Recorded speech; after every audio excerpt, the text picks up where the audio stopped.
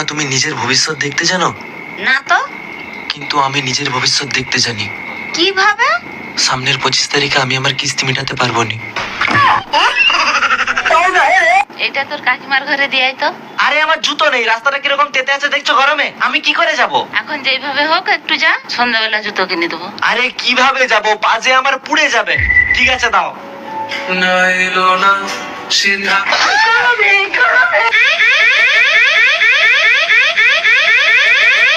কাকিমা এই প্রেসার কুকারটা মা পাঠাইছে। বাপরে, তুই উড়ে উড়ে এলি, দে। 50 টাকা দাও। একটা বিস্কুটের প্যাকেট।